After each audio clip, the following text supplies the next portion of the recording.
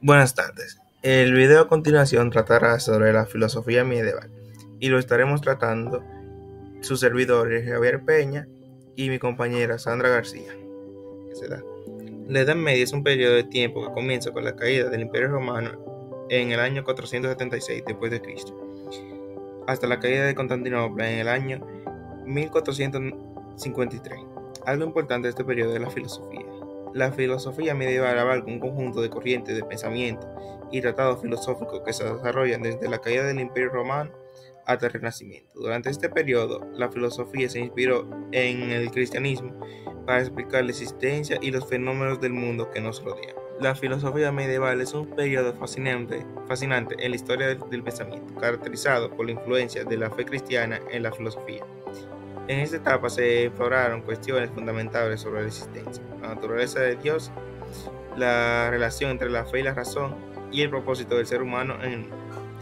En la Edad Media, la filosofía se centró en rescatar, reinterpretar y aplicar planteamientos filosóficos clásicos, como la lógica aristotélica.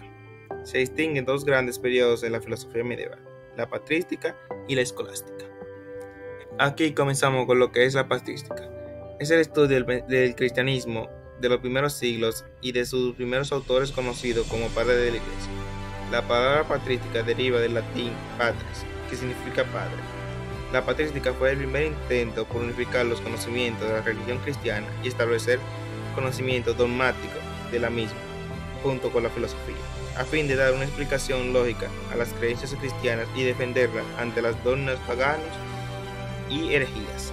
Los padres de la Iglesia como San Agustín, San Jerónimo, San Ambrosio, San Cirilo de Alejandría contribuyeron a la difusión y conciliación del cristianismo mediante sus obras y enseñanzas. La patrística también incluye autores cristianos posteriores como declarados herejes como Orígenes y Tertuliano. A continuación les estaré hablando sobre uno de los filósofos más importantes de lo que es la patrística, San Agustín. San Agustín nació en el año 354 en la provincia de Numidia, actualmente Argelia. A pesar de ser criado como cristiano por su madre Mónica, durante su adolescencia se convirtió al maniqueísmo. El maniqueísmo es la creencia adoptada por Agustín previo a su conversión. Surgió de la enseñanza de Maní, quien vivió aproximadamente un siglo antes que San Agustín, cuyo nombre real no era ese, sino un apodo que se traduce como el Iluminado. Nació en el sur de Babilonia, pero se desarrolló principalmente sus enseñanzas y predicaciones en Persia. Bueno, seguimos con San Agustín. Este regresó al cristianismo después de 30 años. Tras una juventud marcada por una vida típica de la época, incluyendo una relación estable y un hijo con un amante. En sus confesiones relata cómo disfrutaba de sus pecados, al punto de añadir a sus oraciones la frase, aún no. Tras su conversión, San Agustín se sumergió en los problemas filosóficos derivados de su creencia, como el mal, el libre albedrío. Su interés por la filosofía se remonta a la lectura del Diálogo Perdido de Cicerón, lo que lo llevó a abordar con prontitud la complejidad teológica que se le presentaban, cosas que lo llevaron a pensar sobre el conocimiento. La teoría de la iluminación divina de San Agustín sostiene que la mente humana necesita ser iluminada por la luz divina para percibir las verdades eternas e inmutables. San Agustín compara esta iluminación con la función de la luz del sol en la visión, donde Dios es la luz inteligible que ilumina la mente. Esta teoría se inspira en el Evangelio San Juan, donde se menciona el verbo, que es la luz que ilumina a todo hombre que viene a este mundo. San Agustín argumenta que el alma humana, siendo contingente e inmutable, no puede acceder por sí misma a las ideas eternas. La iluminación divina capacita al hombre para discernir las relaciones existentes entre las realidades universales y necesarias, permitiéndole comprender verdades que trascienden su capacidad cognitiva natural. Esta teoría no implica que Dios infunda directamente el contenido en la mente humana, sino que ilumina el juicio respecto a conceptos como la necesidad y eternidad de ciertas verdades. Pero si Dios ilumina el juicio de la mente humana, ¿cómo es posible que exista el mal? En su perspectiva, el mal es una falta de orden, una privación de lo que debería ser. Esta idea se basa en la creencia de que Dios es el principio de todo bien y que el mal no puede existir por sí mismo, sino que es una carencia de bien. San Agustín comentó que el mal no tiene existencia propia y no puede ser considerado como una realidad positiva. En su obra del Libre Albedrío afirmó que el mal no es un ser, sino una privación de ser. Teniendo esta perspectiva sobre el mal, San Agustín comenzó a pensar sobre la relación entre la fe y la razón. San Agustín no estableció límites precisos entre la fe y la razón, sino que consideró que ambas colaboraban en la búsqueda de la verdad cristiana. En su perspectiva, la fe y la razón se entrelazan con el objetivo de comprender la verdad revelada, donde la fe precede a la comprensión. San Agustín enfatizó que la razón por sí sola no puede conceder a la sabiduría, ya que el ser humano necesita de la fe para contemplar lo eterno e inmutable, siendo esta contemplación el camino hacia la sabiduría. Así, tanto la razón como la fe participan justamente en el proceso de la búsqueda de la verdad que conduce a la sabiduría. A continuación, vamos a estar hablando sobre la escolástica. Para iniciar, hay que conocer el origen de la palabra escolástica. La palabra escolástica viene del latín scholasticus, es decir, era una persona estudiosa o una persona que se dedicaba a estudiar. Entonces, ahora que conocemos el origen de la palabra escolástica, vamos a iniciar. La escolástica fue un movimiento teológico y filosófico que dominó el pensamiento de Europa occidental durante la Edad Media, desde el siglo IX hasta el siglo XVI después de Cristo. La escolástica se desarrolló primero en monasterios y en algunas cortes como la del rey Carlomagno. Uno de los principales objetivos de la escolástica era armonizar el conocimiento clásico de la filosofía con las fuentes de la revelación, es decir, con la Biblia, las Sagradas Escrituras, así como con la tradición religiosa recopilada por las opiniones de los padres de la Iglesia, es decir, armonizar entre la fe y la razón. En esto se basa la escolástica. La escolástica tuvo origen, podemos decir, a partir de los años 1100 de nuestra era. Esto se conoció y se conoce como la escolástica temprana. Ahora vamos a hablar del método por el que se regía la escolástica, ya que no podemos hablar de la escolástica sin mencionar esta parte tan importante. Este método tenía tres partes: el lectio, que era el comentario de los textos; el quaestio, una cuestión a realizar; y el disputatio, el debate o discusión final del tema. En el lectio, es decir, en la lectura, se analizaba un texto de una autoridad reconocida como la Biblia o los padres de la Iglesia o incluso los filósofos clásicos. Recordemos que esta época de la escolástica estuvo fuertemente influenciada por el neoplatonismo.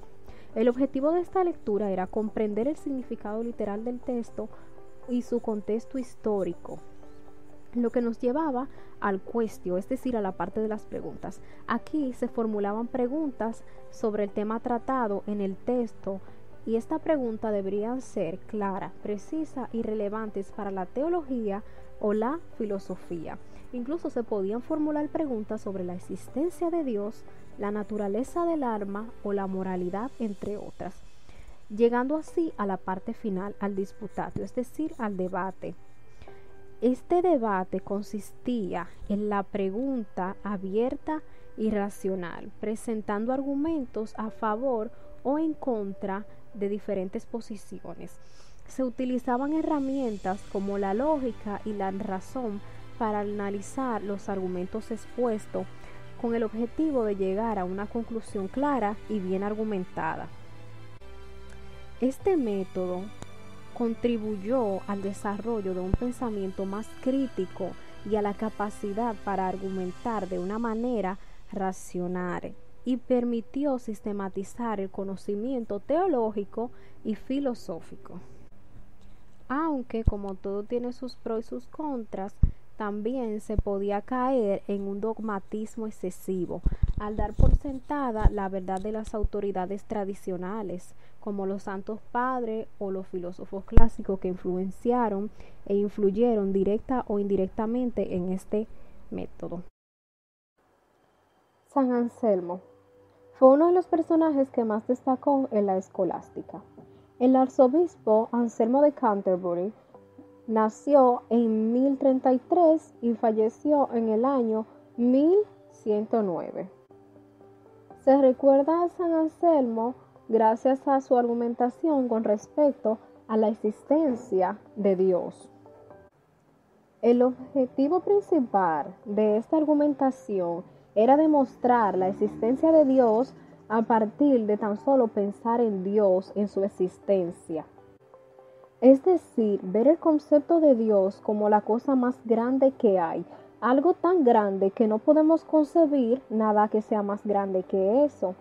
El concepto de ese algo más grande está, obviamente, en nuestra mente, porque lo concibimos, pero si algo más grande solo estuviera en nuestra mente, no podríamos concebir algo que sea más grande todavía. Básicamente, algo que fuera más grande y que existiera en realidad. Por lo tanto, la cosa más grande posible que puede existir o haber es Dios. Esto se conoce como el argumento ontológico para la existencia de Dios de San Anselmo. Tomás de Aquino, comúnmente conocido como Santo Tomás, nació en el año 1225 y falleció en el año 1274. Santo Tomás de Aquino es considerado como el filósofo y teólogo más importante de la Edad Media. Santo Tomás combinó sus conocimientos en teología y en filosofía en lo que hoy se conoce como el tomismo, que es la filosofía oficial de la Iglesia Católica. Además, Santo Tomás es reconocido porque integró el pensamiento de Aristóteles con la teología cristiana y defendió la existencia de Dios y la inmortalidad del alma.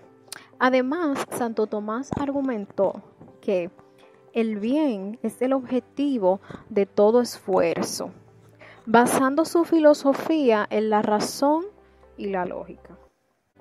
Una de las obras más famosas de Santo Tomás es la Suma Teológica, una obra donde abarcó temas como la existencia de Dios, la creación del hombre, las virtudes e incluso la vida eterna, entre otros temas.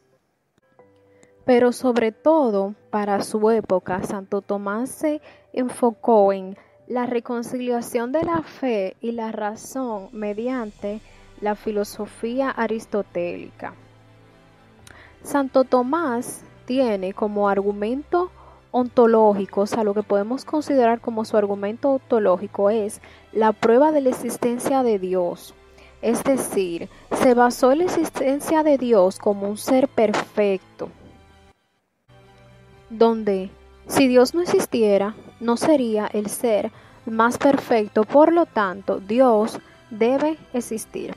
Para explicar este tema de la existencia de Dios, usó como tema las 5 vías para demostrar la existencia de Dios. Es decir, este fue el método que Santo Tomás usó para explicar que Dios existe.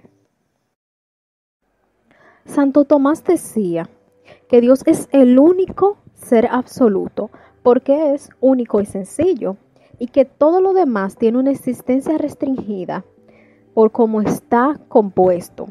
Así como las armas humanas están creadas por Dios y son incorruptibles e inmortales. Esto lo podemos entender mejor con el argumento de Santo Tomás de las 5 vías para explicar la existencia de Dios. Las 5 vías fueron el método que Santo Tomás utilizó para explicar la existencia de Dios. La primera vía es la del movimiento, y esta vía argumenta que todo movimiento tiene su causa y esa causa debe ser Dios. Veámoslo de la siguiente manera. Según la lógica, todo lo que se mueve es movido por algo más. Así que debe existir un primer motor que no sea movido por nada, y este motor sería Dios. La vía de la causa eficiente se basa en la idea de que todo afecto tiene una causa y esa cadena de causas debe tener una primera causa incausada que viene siendo Dios. Es decir, que vemos que hay una cadena de causas y efectos en el mundo, o sea, cada cosa sucede por una razón y no puede haber una cadena infinita de causas, ya que debe haber una primera, y esta primera causa incausada es Dios. La tercera vía, la vía de la contingencia. Esta vía se centra en la existencia contingente de las cosas y argumenta que debe existir un ser necesario que haya causado todas las cosas contingentes, y este ser vendría siendo Dios. Cuando hablamos de contingencia nos referimos a que son cosas que podrían no existir, y si todo fuese contingente, nada existiría, por lo que debe existir un ser necesario que no dependa de absolutamente nada para existir, y este ser es Dios. La vía de los grados de perfección establece que hay diferentes grados de perfección en el mundo y argumenta que debe existir un ser supremo y perfecto, que sea la medida de toda la perfección, y este ser es Dios. Es decir, que debe existir un ser que sea la perfección absoluta, y este ser lo llamamos Dios. La quinta y última vía, la vía del diseño inteligente. Esta vía se basa en la observación del orden y del diseño del universo para llegar a la conclusión de que debe haber un diseñador inteligente detrás de este orden, y ese diseñador es Dios. De una manera más simple, vemos que el universo tiene un orden y una finalidad, y por lo tanto debe existir un ser inteligente y perfecto que haya creado dicho orden y dicho diseño, y este ser lo llamamos Dios. Estas 5 vías son los intentos, o sea, la forma en que usó Santo Tomás de Aquino para explicar la razón y la observación del mundo material, para así demostrar la existencia de Dios. Para concluir, podemos decir que la filosofía medieval se caracterizó principalmente por la búsqueda de la mediación entre la fe y la razón, así como los filósofos medievales San Agustín y Santo Tomás de Aquino, que sistematizaron la doctrina cristiana y la defendieron de las críticas en ese momento. Y San Anselmo, que desarrolló un nuevo método de argumentación como su argumento ontológico para defender y demostrar la existencia de Dios.